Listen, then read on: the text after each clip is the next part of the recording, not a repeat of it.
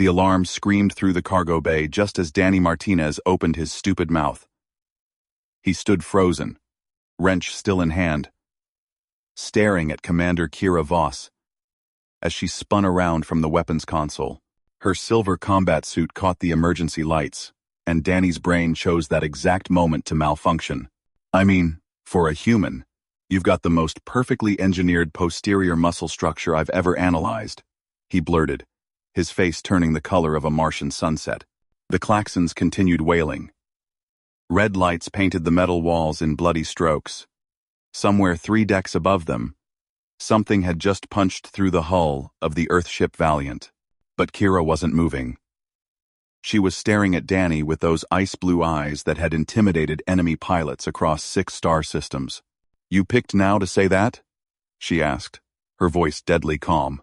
Danny wanted to disappear into the floor plating. He'd been working with Kira for 8 months on this deep space patrol mission. 8 months of keeping his thoughts to himself. 8 months of professional conduct. And now, with alien warships descending on their position, his mouth had betrayed him. "I'm sorry, Commander. I didn't mean to." "Save it," Kira interrupted. She grabbed her helmet from the bench and locked it into place. "We've got Zelthran raiders, breaching Deck 7. The captain's dead. So is everyone in the bridge crew." Danny's stomach dropped. The Zelthran were notorious across the galaxy for their brutality. They didn't take prisoners. They didn't negotiate. They just harvested whatever biological matter they needed and left the rest floating in space. "How many?" Danny asked, forcing himself to focus. "Scans show 40 boarders. Maybe more." Kira pulled her plasma rifle from its mount. "We've got 18 crew members left alive, scattered across the ship. Communications are down. Life support is failing on decks 3 through 6. Danny's hands shook as he grabbed his own weapon. He was a mechanic, not a soldier. He'd joined the Space Corps to fix engines, not fight aliens that stood 9 feet tall and could rip steel bulkheads apart with their bare claws. "Here's what's going to happen," Kira said, checking her ammunition count. "You're going to follow me to the engine room.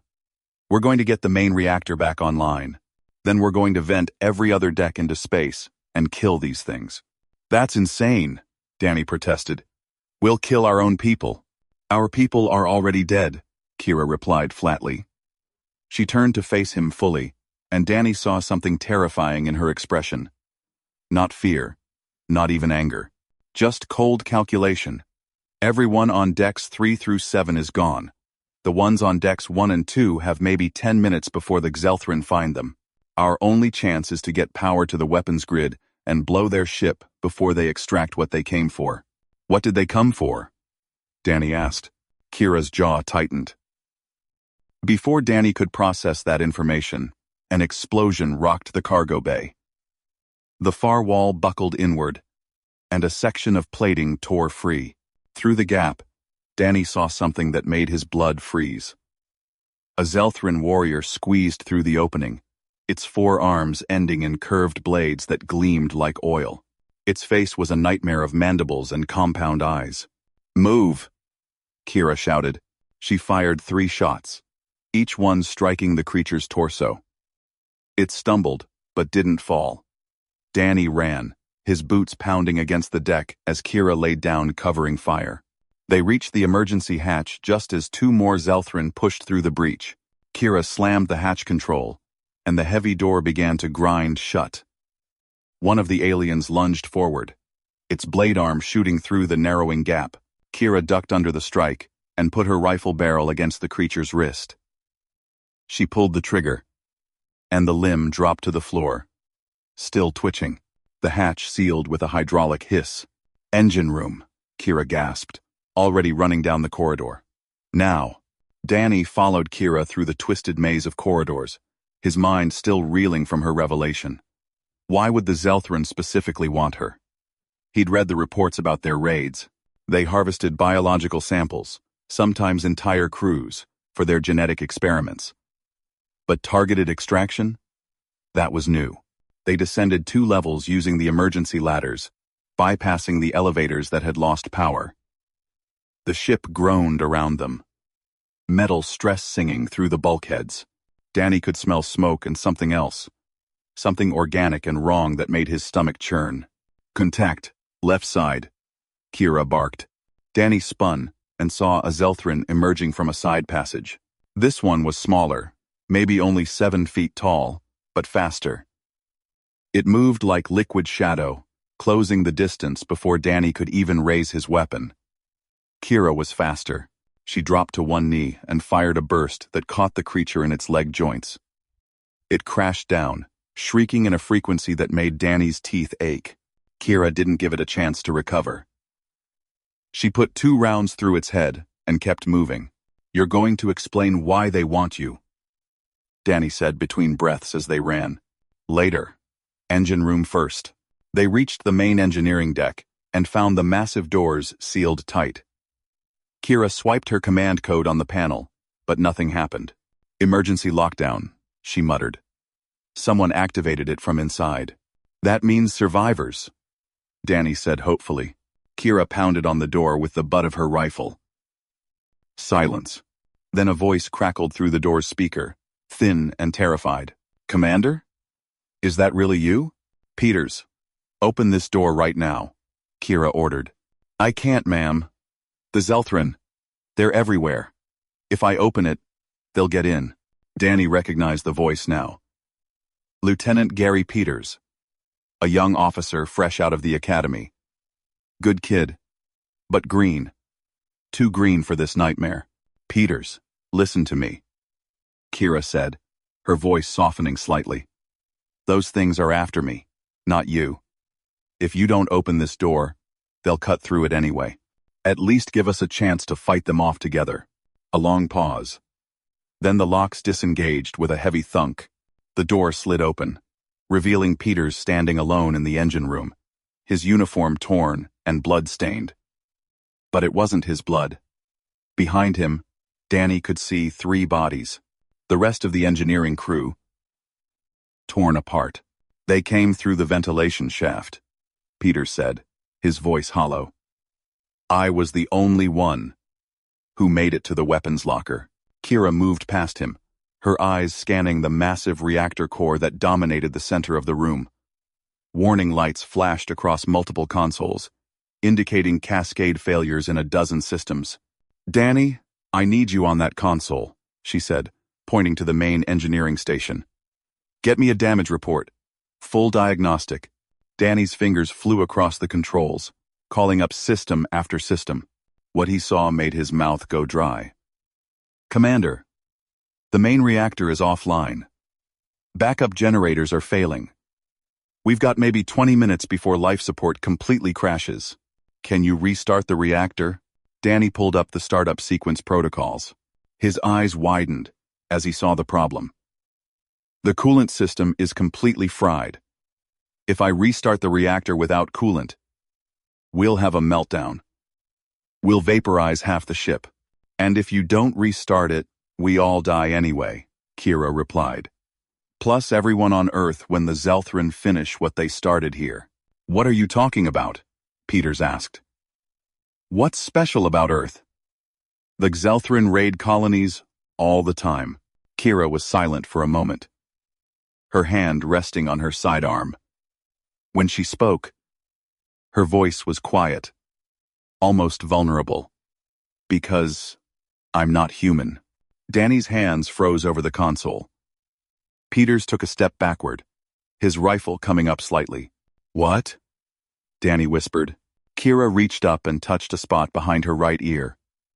Her skin rippled, and suddenly, the illusion fell away. Her features shifted, became sharper, more angular.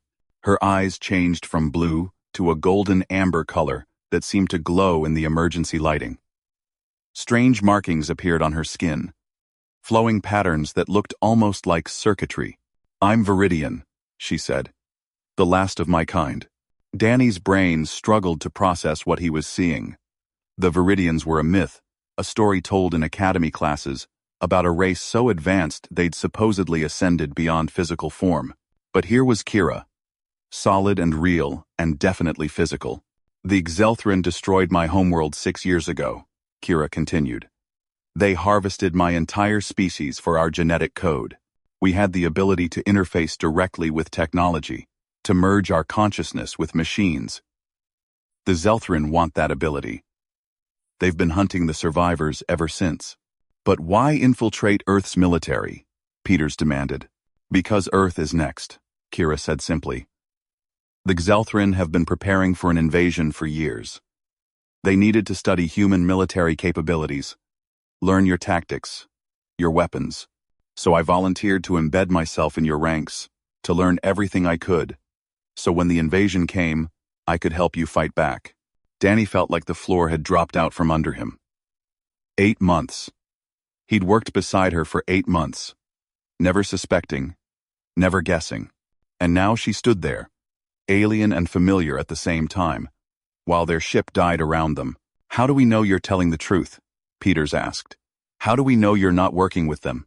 Because if I was, you'd already be dead, Kira replied. She turned back to Danny. Can you get me into the ship's main computer core? Why? Danny asked. Because I'm going to do something I swore I'd never do again. Kira's expression was grim. I'm going to merge with the ship. Danny's eyes widened. That's suicide. The feedback alone would fry your nervous system. Probably, Kira agreed. But it's the only way to get enough power to the weapons grid to destroy the Zelthrin ship. And once they're gone, you can restart the reactor safely. There has to be another way, Danny protested. Kira smiled, and for a moment she looked completely human again. You know what I thought when you made that comment about my butt? Danny blinked, confused by the sudden change of subject. What? I thought, finally. Someone on this ship sees me as a person, not just a commanding officer. Even if you picked the worst possible moment to say it. She laughed, a sound that was equal parts humor and despair. Thank you for that, Danny. For seeing me. Before Danny could respond, the emergency lights flickered and died. Backup power kicked in, bathing the engine room in a sickly red glow. A new alarm began wailing.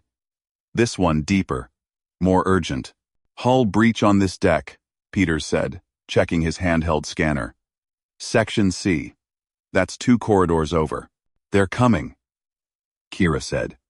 She moved to the main console and began typing rapidly. Danny, I need you to bypass the safety protocols on the computer core. Give me full access. Danny's hands moved automatically, muscle memory taking over while his brain still struggled with everything he'd learned in the last 5 minutes. The woman he'd been quietly falling for over 8 months wasn't even human, and now she was planning to kill herself to save them. Done, he said. But Kira, please, there has to be another option. Lock this door behind me, Kira ordered, ignoring his plea. She checked her rifle one last time. The computer core is 3 rooms away. I'll make it there, initiate the merge, and give you enough power to restart the reactor and charge the weapons. When you see the Zelthrin ship explode, that's your signal. Get everyone to the escape pods and get off this vessel. What about you? Danny asked, hating how his voice cracked. Kira met his eyes, and in her alien features he saw something achingly human. I'll be part of the ship. I'll be able to feel every system, every circuit. Maybe I'll even be conscious enough to guide the escape pods to safety. She paused. Or maybe I'll just cease to exist. Either way, it's been an honor serving with you, mechanic.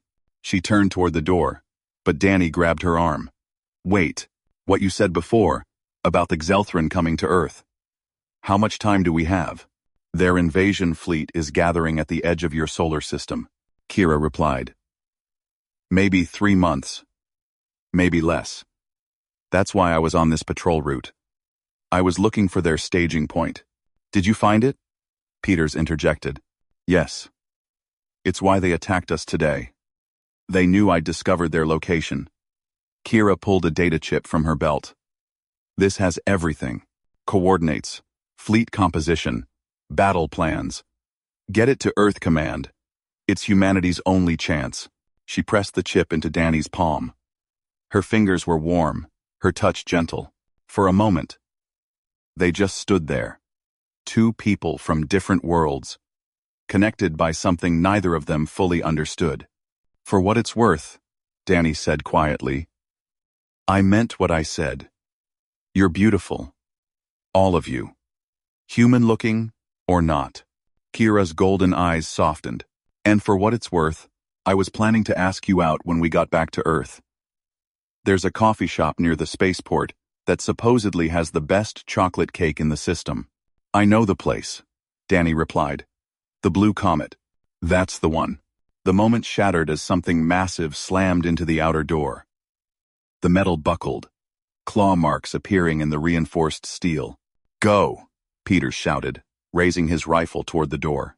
Kira sprinted toward the computer core access corridor. Danny started after her, but Peters grabbed him. "She gave you an order, mechanic. Lock the door." Danny's finger hovered over the control panel. Through the small window in the door, he could see Kira disappearing down the hallway. Then, he saw the Xelthrin. 5 of them poured through a side passage, cutting off her route. Kira didn't hesitate. She dove forward, rolling under the first creature's blade strike, and came up firing. Her shots were precise, professional, each one finding a weak point in the alien's armored carapaces. But there were too many. One of them caught her rifle with its blade, tearing the weapon from her hands. Another grabbed her from behind, lifting her off her feet. Kira twisted, her elbow striking the creature's throat. It gurgled and dropped her. Danny watched in horror as Kira fought bare-handed against impossible odds. She moved like water, like lightning, every motion. Perfect. Her Viridian enhancements made her faster than any human, stronger than any human. But even she couldn't fight 5 Xelthrin warriors at once. "We have to help her," Danny said, reaching for the door controls. "She told us to lock it," Peters replied, but his voice wavered. Through the window, Danny saw Kira go down. A blade sliced across her shoulder, spraying blood. She cried out but kept fighting. Her fist connected with a Xelthrin's face, and the creature's head snapped back with a sickening crack. Then something changed.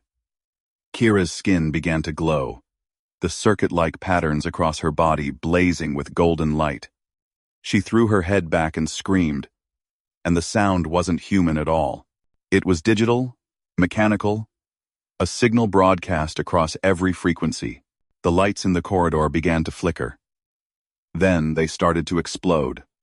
One after another, glass raining down. The Xelthrin stumbled back, confused. Kira stood in the center of the chaos, her entire body incandescent. "She's doing it," Peters breathed. "She's merging." Without the computer core, Danny realized Peters was right. Kira was interfacing directly with the ship's systems through the power conduits in the walls. It was killing her. He could see her body beginning to break down, skin cracking, blood vessels bursting beneath the surface. But it was working. The engine room's main console suddenly blazed to life.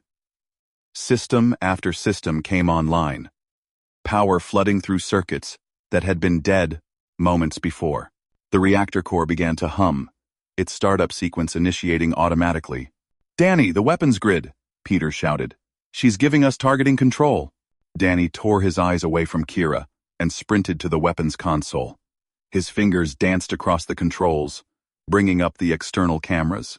Through the static-filled feed, he could see the Xelthrin ship, a massive wedge-shaped vessel latched onto the Valiant's hull like a parasite. "Target locked," Danny reported. "All missile tubes online. Main railgun charged to 80%. Fire everything," Peters ordered. Danny's finger slammed down on the firing stud. The Valiant shuddered as every weapon in its arsenal unleashed at point-blank range. Through the camera feed, Danny watched missiles impact the Xelthrin ship's hull, railgun rounds punching through its armor like tissue paper. The alien vessel tried to detach, its engines flaring. But Kira had locked their docking clamps.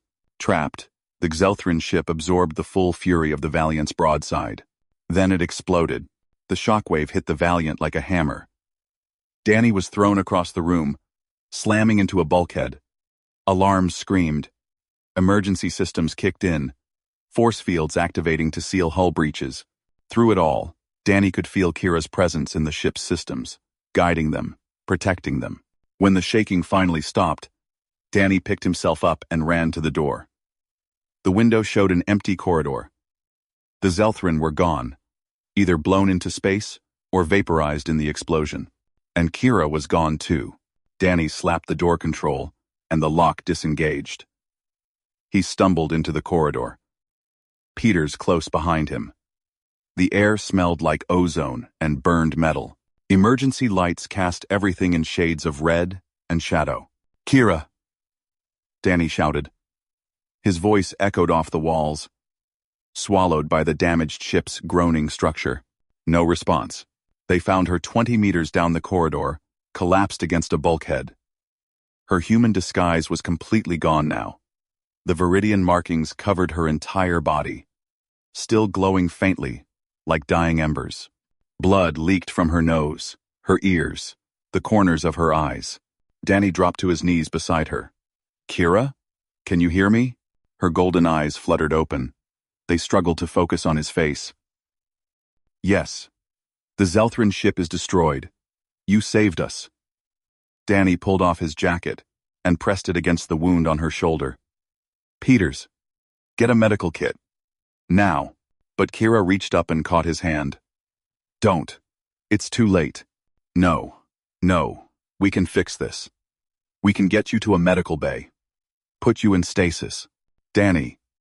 Her voice was weak but firm. "Merging like that, without proper protocols, without the right equipment, it burned out my neural pathways. I can feel myself shutting down.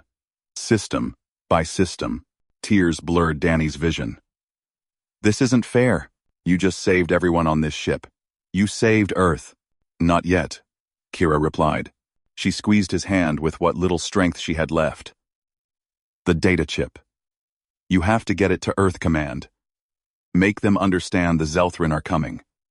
Make them prepare." 5. "I will, I promise." Kira smiled. And even dying, even with alien features, she was the most beautiful thing Danny had ever seen. "You know what the funny thing is? When you blurted out that comment about my butt, I was so surprised that a human would notice something that trivial. My people. We don't really think about physical appearance the way you do. Everything is function, efficiency, purpose." "I shouldn't have said it," Danny said, wiping his eyes. "No, I'm glad you did." Kira's breathing was becoming labored. "It made me feel normal. Made me feel like maybe I could belong here, with your species, like maybe I could have a life beyond just being a soldier." Peters returned with the medical kit, but Kira waved him off.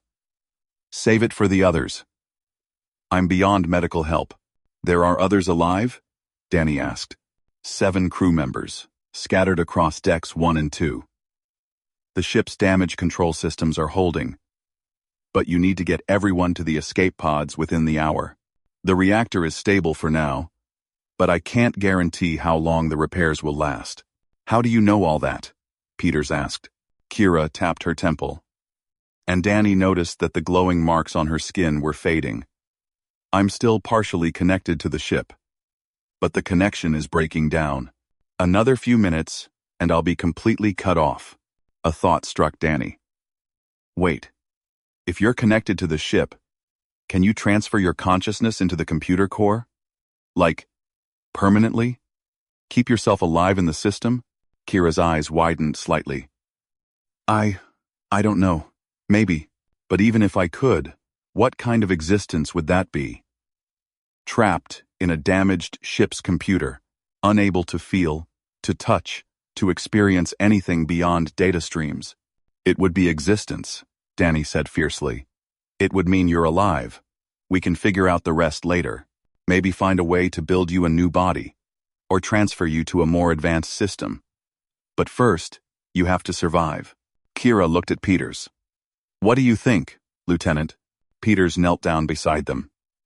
"I think the mechanic has a point, ma'am. We've already seen you do impossible things today. Why stop now?" The The transfer would require a direct neural interface, Kira said slowly. And I'm too weak to make it to the computer core. Danny was already moving, pulling open wall panels to expose the data cables beneath. You don't need to get to the core. You just need a connection. He ripped out a fiber optic cable, then hesitated. This is going to hurt. Everything hurts right now, Kira replied. Do it. Danny exposed the end of the cable, revealing the optical interface connector. Kira tilted her head, and the marks on her neck began to shift, forming a matching port. Danny had seen a lot of strange technology in his years as a mechanic, but watching living tissue rearrange itself to accept a computer connection made his stomach flip. He plugged the cable in. Kira convulsed. Her back arched, and a scream tore from her throat. The lights in the corridor went crazy, flashing in rapid patterns. Danny's handheld scanner started beeping frantically, detecting massive data transfers through the ship's network. It's working, Peters said, watching his own scanner. She's uploading herself, but something was wrong. Kira's body was seizing, her muscles locked in spasm. The glowing marks on her skin were flickering erratically. The bandwidth isn't enough, Danny realized. Her consciousness is too complex. She needs more connections. He grabbed another cable, then another, exposing ports and plugging them into the interfaces that were appearing all over Kira's body. Each new connection made her scream, but the data transfer rate increased. Come on, Danny muttered. The seizures began to slow. Kira's breathing steadied. Her eyes, which had been rolling wildly, focused on Danny's face. It's working, she gasped. I can feel myself spreading through the system. It's like becoming the ship. Every sensor is an eye. Every circuit is a nerve. I'm everywhere. Just hold on, Danny urged. Keep the transfer going. Danny. Kira's physical voice was barely audible now. I need to tell you something. Before, I'm completely gone. You're not gone. You're right here. My body is dying. In a few seconds, it's going to shut down completely. And when it does, I'll exist only as data. Digital consciousness in a mechanical shell. But you'll be alive, Danny insisted. Will I? Kira asked. How do you define alive? Is it consciousness? Is it the ability to think and feel? Or is it the physical experience of existence? Danny didn't have an answer. He just held her hand and watched as the light slowly faded from her golden eyes. Thank you, Kira whispered. For seeing me. For caring about me. For giving me a chance at something beyond what I was. Then her body went still. The cable interfaces retracted, the ports sealing themselves. The glowing marks dimmed to nothing. Kira's features softened, her viridian characteristics fading, until she looked almost human again. Just a woman lying in a dark corridor, gone. Danny wanted to scream. He wanted to rage against the unfairness of it all. But before he could, the lights in the corridor began to pulse in a rhythmic pattern. Then, the ship's intercom crackled to life. Danny? Kira's voice. But different now. More mechanical, layered with digital artifacts. Danny, I'm here. I made it. Danny's heart hammered in his chest as he stared at the intercom speaker. Kira? Is that really you? It's me. Or at least, it's what I've become. Her voice echoed through the corridor, coming from every speaker simultaneously. I can't describe what this feels like. I am the ship now. Every system, every circuit, every sensor. I can feel the reactor's pulse like a heartbeat. I can sense the damage to the hull, like wounds on my skin. Can you feel emotions? Danny asked. Can you think like you used to? A pause. Then, yes, I'm still me. I still remember everything. The mission. The Xelthrin. Your terrible timing when you commented on my butt. There was a hint of humor in her digital voice. But it's different. Colors are wavelengths of electromagnetic radiation. Sounds are pressure variations in atmosphere. Everything is data, but I can still interpret it as experience. Peters stood up, checking his scanner.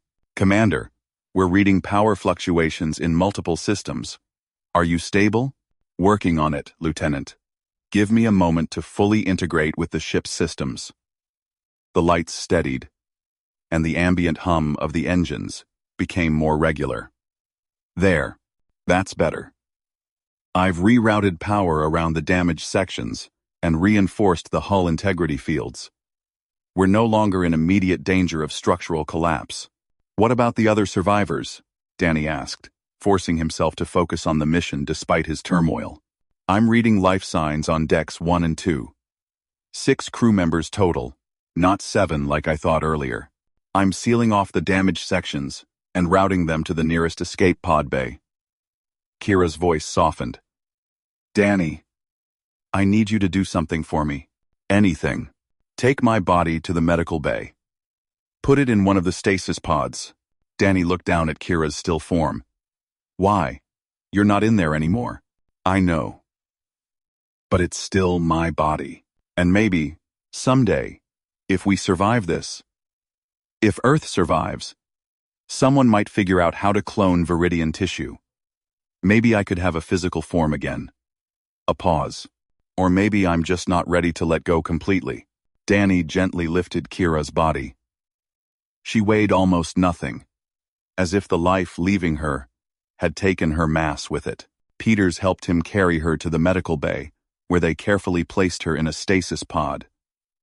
The machine hummed to life, surrounding her body in a blue glow.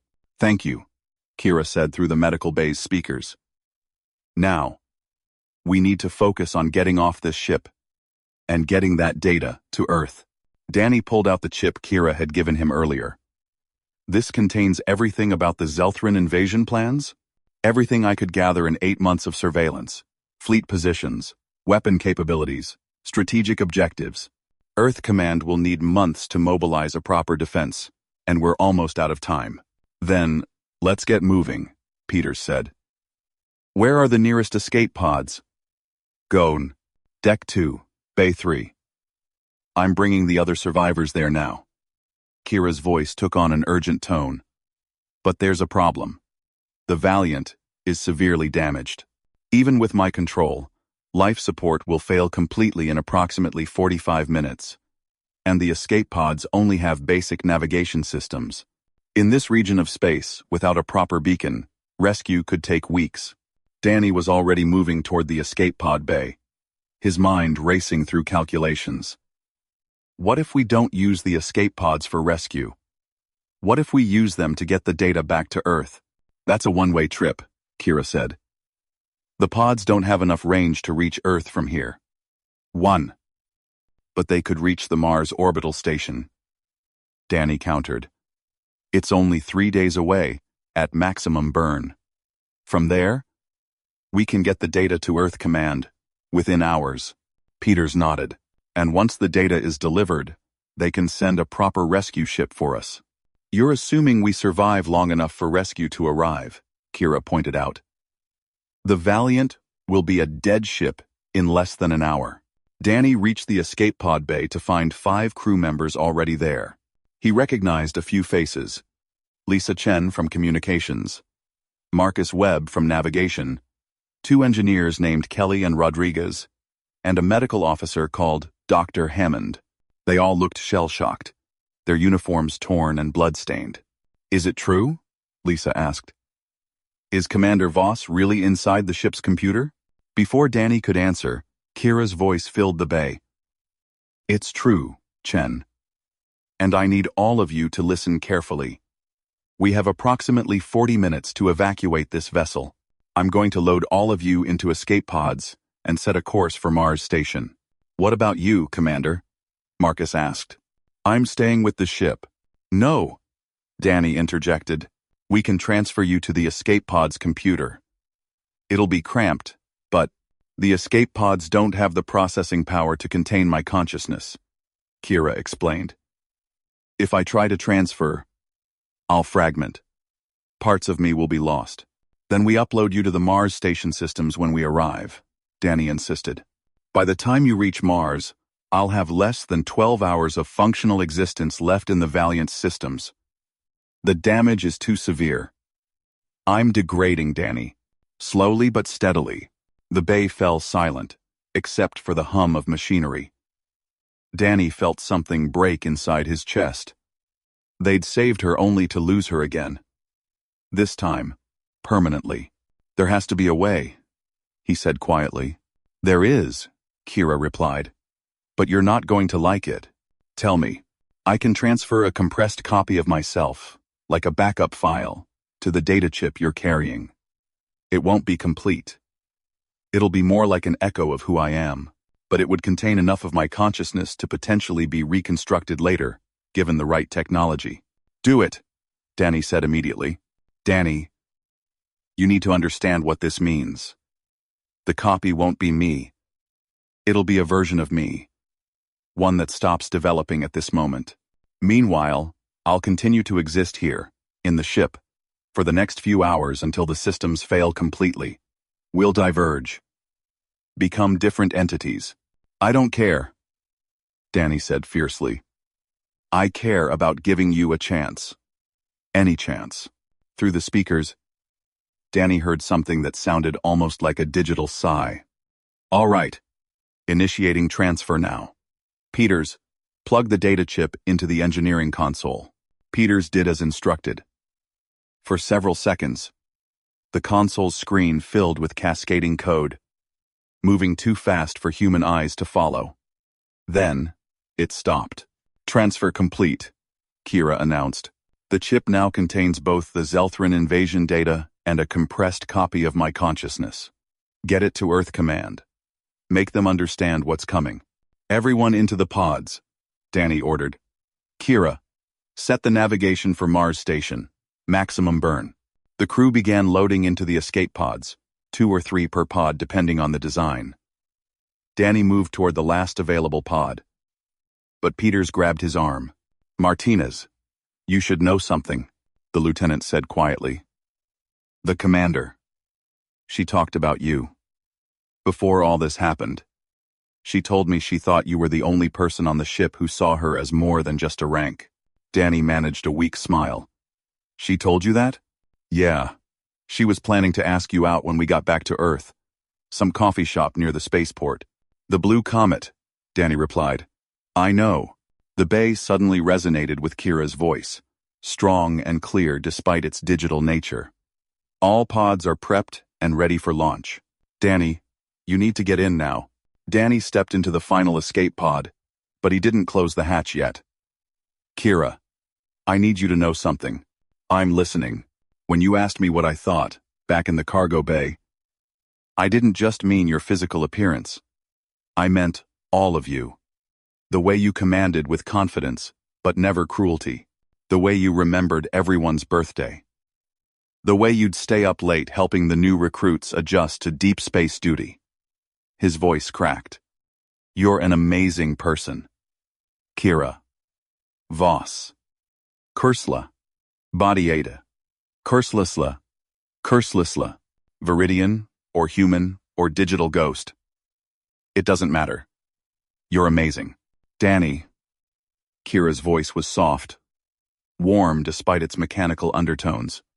When they rebuild me, if they rebuild me, I'm going to find you, and we're going to that coffee shop. I promise. I'll be waiting, Danny said. However long it takes. He sealed the pod hatch. Through the small viewport, he watched the bay doors open, revealing the star-filled void beyond. One by one, the escape pods launched, their engines flaring as they accelerated away from the dying Valiant. As his own pod launched, Danny pressed his hand against the viewport, looking back at the massive ship. Somewhere in that damaged hull, in circuits and processors and streams of data, Kira Voss existed, not human, not fully Viridian anymore. Godspeed, Kira, he whispered. Through his pod's communication system, her voice reached him one last time. Godspeed, Danny, take care of my echo. And Danny, that comment you made about my butt? I've had a few hours to process it now, and I've decided I'm flattered. Terribly timed, but flattered nonetheless. Despite everything, Danny laughed. Next time, I'll try to wait until we're not being invaded by murderous aliens. I'll hold you to that. Now go. Get that data to Earth. Save my adopted home. The communication link cut off as the escape pods jumped to maximum velocity. Danny watched the Valiant recede into the distance, becoming just another point of light among millions. Inside his flight suit, the data chip rested against his chest, containing the future of humanity and the echoes of an impossible woman. 3 days to Mars Station. Then weeks of debriefings, of convincing Earth Command that the threat was real, that an alien invasion force was gathering at the edge of their solar system. But that was a problem for later. Right now, Danny just stared out at the stars and thought about coffee shops, about chocolate cake, about a date that might never happen with a woman who existed only as data on a chip and memories in his heart. Behind him, the Valiant's running lights flickered one last time, then went dark. But somewhere in that darkness, for just a few more hours, Kira Voss still existed, still fought, still hoped, and that was enough.